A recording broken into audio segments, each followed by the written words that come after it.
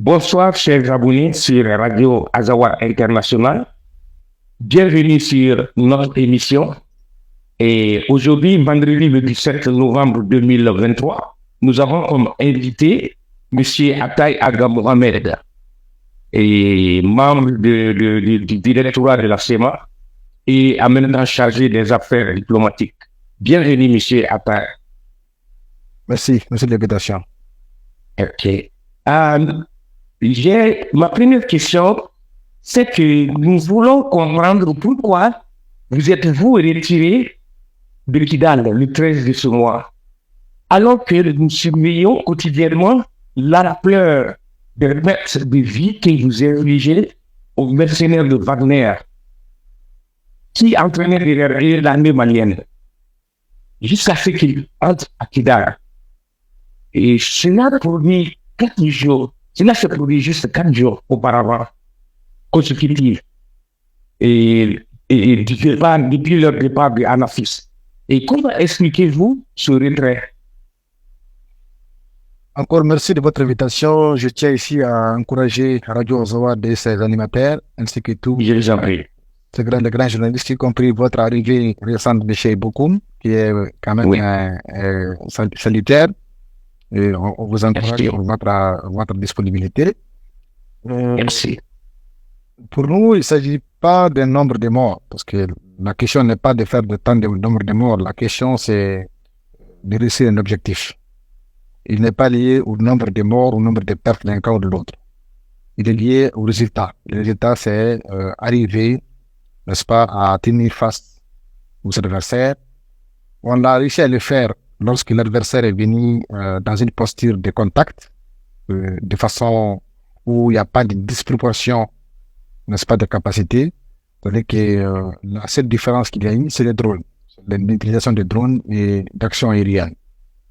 Vous l'avez constaté, vous l'avez dit vous-même, pendant les 2 premiers jours du mouvement des troupes de forces maliennes sous le dos de Wagner vers Kidal, nos forces ont pu les arrêter au contact. Les arrêtés ont pu même détruire les lignes qui ont avancé. Mais à partir de la veille du 12 jusqu'à l'entrée des forces maliennes à Kidal le 14, il n'y a pas eu de combat de contact. Tout ce qu'il y a eu, c'est des frappes intenses aériennes de drones de façon disproportionnée où les populations n'étaient pas épargnées. C'est que nous, dans ce cas de situation, il y a 2 questions qui sont posées. La première, c'est que nous avons des positions stables pour affronter un adversaire qui ne veut pas venir, mais qui envoie des avions de drones. Ceci pourrait à un moment ou l'autre causer des pertes énormes dans notre cas. Deuxième chose, c'est qu'il y a aussi des populations civiles qui sont en train de subir ces frappes permanentes. Et on l'a dit il y a quelques jours, où à un moment donné, des types de munitions ont été utilisés qui dégageaient des gaz très dangereux pour la population. Donc finalement, nous, on a estimé nos forces, notre commandement militaire a bien réfléchi, a estimé qu'il serait plus pertinent d'effectuer un retrait progressif, le temps de se réorganiser et de s'adapter à la situation où il n'y a que des drones qui combattent. Donc voilà les raisons pour lesquelles nos forces sont retirées de la ville de Kidal, pas de la région de Kidal, encore moins du cercle de Kidal. Nos forces ne sont pas qu'à Kidal, elles sont dans la région de Gaou, les forces marines le savent, elles sont dans la région de Tombouctou, présentes toujours. Donc il n'y a pas que Kidal où se trouvent nos forces. Maintenant, c'est une question de réorganisation, de timing. D'ici là, des moyens seront développés pour contrecarrer de façon immédiate l'action aérienne des forces maliennes. Et le reste, c'est très facile. Le reste n'est pas un grand problème. Voilà. Je ne suis pas le chef d'état-major général des armées de la CEMA pour expliquer cela, mais c'est exactement le fait et c'est pourquoi je suis à l'aise à le dire. Quelque part de votre côté, il a été constaté que le camp adverse, c'est-à-dire les mercenaires de Wagner en complémentarité avec l'armée malienne, avait à travers les drones à faire exploser des armes chimiques autour de l'armée de l'Azawad. Et cela a été confirmé? Je ne les appelle pas armes chimiques, mais je sais quand même qu'ils ont utilisé des obus qui ne sont pas des Yeah. obus inflammables, qui ne sont pas des obus ou des roquettes qui sont destinées à brûler des engins, mais c'est des roquettes qui dégagent exclusivement du gaz. Et Yeah, merci. ce gaz-là est nocif. Il est nocif pour les Yeah. femmes. Oui. Il est aussi asphyxiant parce que, Oui. voilà, vous ne voyez pas de feu, mais vous voyez uniquement de la chimie concentrée qui fait que les gens ont des problèmes de vision parce qu'ils n'arrivent plus à ouvrir les yeux comme ils le souhaitent. Ils n'arrivent pas aussi à bien respirer et ça dure longtemps. Ça dure longtemps. Merci, monsieur Appareil.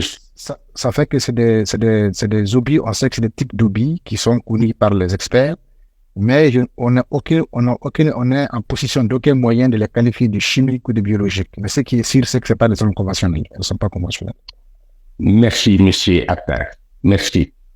J'ai une deuxième question à vous, monsieur Appareil. Et la dernière déclaration du CSP contient une objection claire au rôle de la Russie et du Burkina Faso, qui soutiennent ouvertement l'entrée de l'armée malienne à Kidal.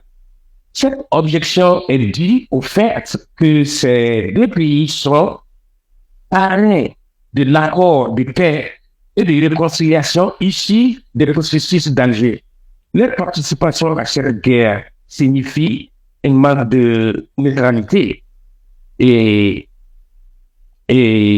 plutôt un parti pris en faveur du côté malien, au détriment du côté azawadien.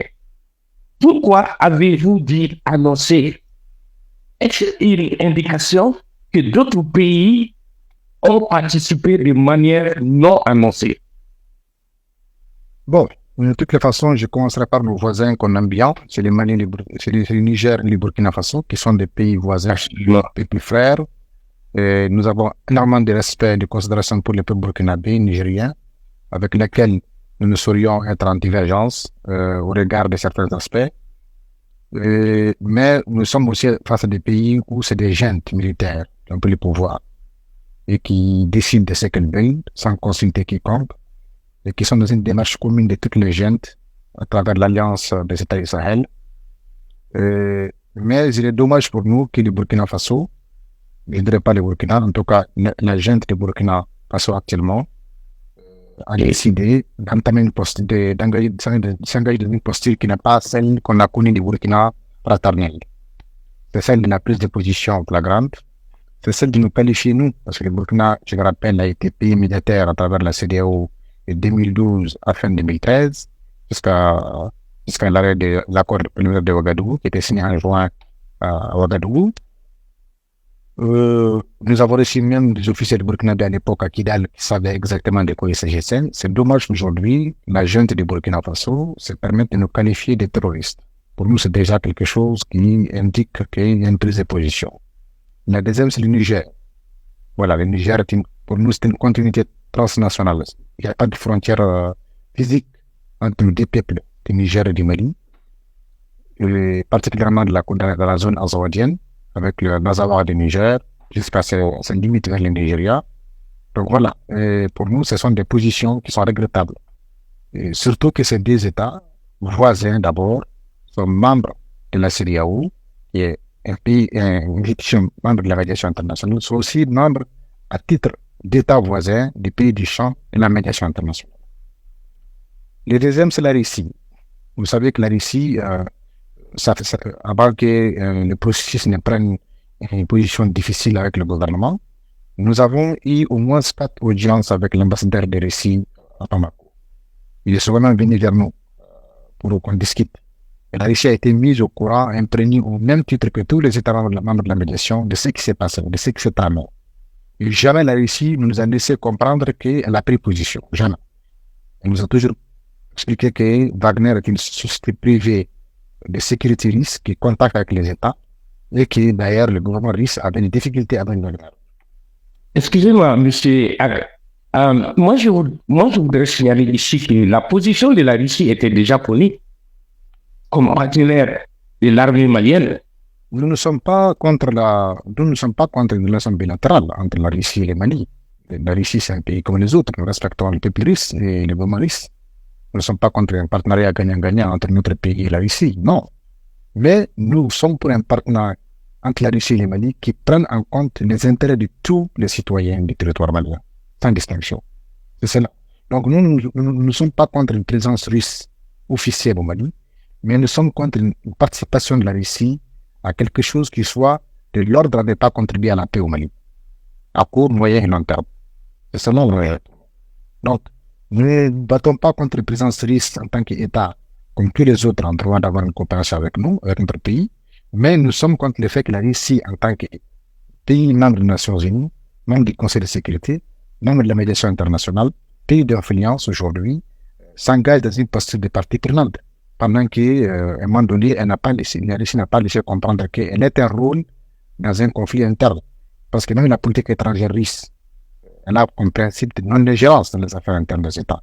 Aujourd'hui, ce qui se passe entre nous et le gouvernement est une affaire interne et nous sommes surpris de voir que la Russie a pris une position en nous qualifiant déjà de terroristes, en laissant comprendre qu'elle accorde un soutien, pas uniquement contre le terrorisme, parce que de tout le temps, l'ambassadeur de Russie à Bamako nous a dit notre soutien à l'armée malienne, c'était un soutien contre le terrorisme, pas contre vous. Nous, on sait que vous n'êtes pas des terroristes. Mais nous sommes surpris qu'aujourd'hui, la Russie se réjouisse que le gouvernement et ses mercenaires réclament une victoire contre nous et que la Russie s'en félicite. C'est ça qui est le paradoxe. Bien entendu. Merci, M. Appey. Y a-t-il d'autres pays parrains de l'accord de paix qui ont communiqué avec vous ou se sont tenus à vos côtés depuis le début de cette crise avec le Mali? Écoutez, depuis le début de cette crise, nous parlons avec tous les pays. Pratiquement tous les pays nous parlent, y compris la Russie. C'est pour voir quelle pourrait être la solution négociée pour ne pas arriver à la guerre. De tout le temps. Parce que pour nous, jusqu'à preuve du contraire, ces pays-là sont membres de la médiation internationale. Donc, nous leur parlons tous à tous, mais nous savons aussi qu'il n'est pas évident qu'ils aient tous compris la situation. Mais au jour d'aujourd'hui, ce ne sont que ces trois-là qui sont allés au-delà de ce qui peut les rendre éligibles dans un rôle de médiateur. Parce que pour être médiateur ou partie prenante à un colloque de médiation, il faudrait quand même un certain type de rapport avec chacune des parties. Donc, les attitudes de ces trois pays aujourd'hui nous laissent comprendre qu'ils deviennent non éligibles à un rôle de médiation. Bien entendu. Merci, M. Appel. Une dernière question, s'il vous plaît. Quel est l'avenir du Mali après son entrée à Kidal? Et quel est votre agenda, M. Appel Mohamed? Écoutez, au Mali, on souhaite un bon avenir. On souhaite un bon avenir à tous les pays voisins, tous les frères. Ça, on ne peut pas avoir un V négatif au Mali ou au peuple malien. Mais ce qu'on veut, c'est aussi être, nous, en droit, n'est-ce pas, d'exister chez nous, de pouvoir réaliser la Zawad dans son intégralité.